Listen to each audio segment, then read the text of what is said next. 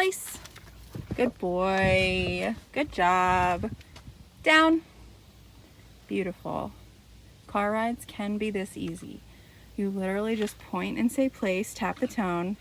When they get in the car, tell them to down, and then the rest of the car ride, including when you stop and park, you hold them accountable for the down. Good boy.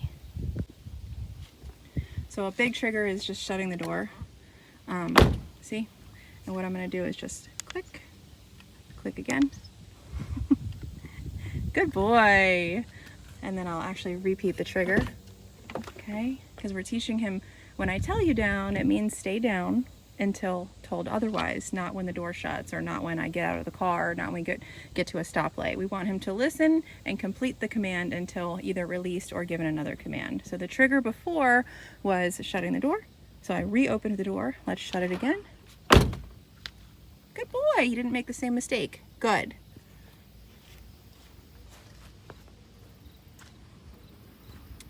All right, now the trigger was me walking around the car. So I'm going to click again here. Okay, good. And then you guessed it, we're going to repeat the trigger. I really want him to be solid. So this is how we build it. And the trigger now was me just walking up to the car. So I'm going to click again.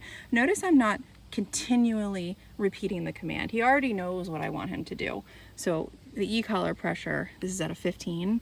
He already understands that means to lay back down, right? It's not going to mean heel. It's not going to mean come. Okay, good. Good boy. Okay, and then I'm going to walk back around the car.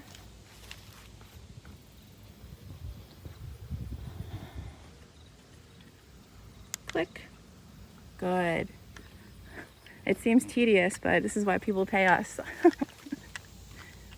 Good boy. Good.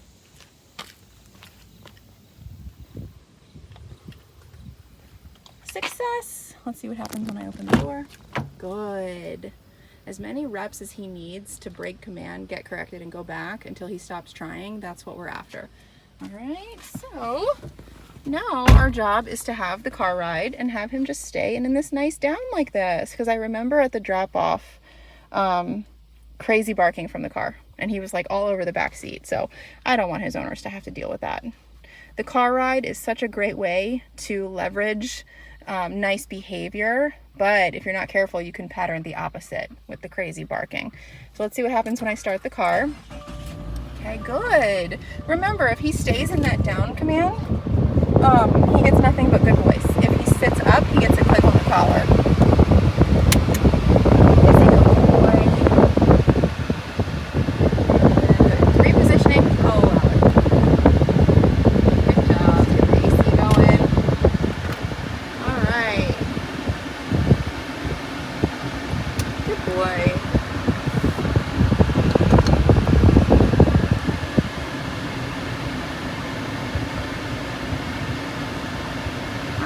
Go ahead and start driving, and he already is going to warrant a click. All right, watch this.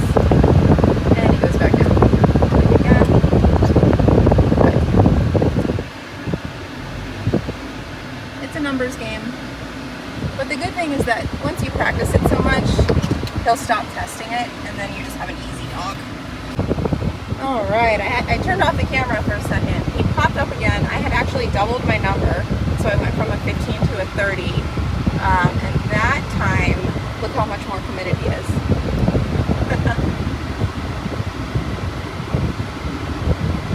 So it's completely, think about dog training, it's all motivation, right? What is his motivation to lay down?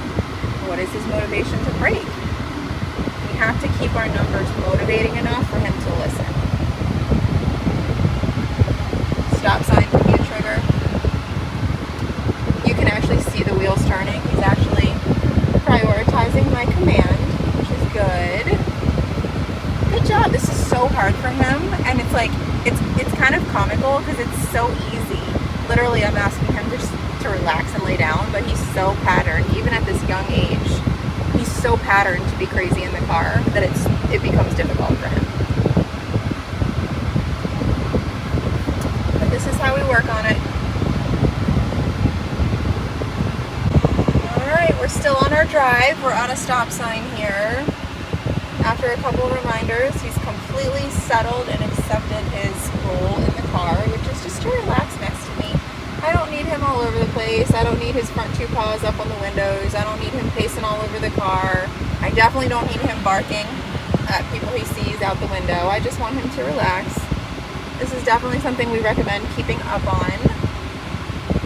What a good boy. All right, we're actually at a drive-thru, stopping to get a drink. And this is like the perfect opportunity because it's lots of stop and go, and I'll be talking to somebody at the window. Really, really, really good opportunities to let Kylo know he is not involved in the interaction, and all I want him to do is just keep relaxing in this downstay. Kylo, you are so soft. It's a good boy. Good job. Okay, we just got home. We had a great car ride. We really got to work on his understanding of down and stay, even in an exciting place like the car. All right, that is so important that your dog takes your commands seriously no matter where they are.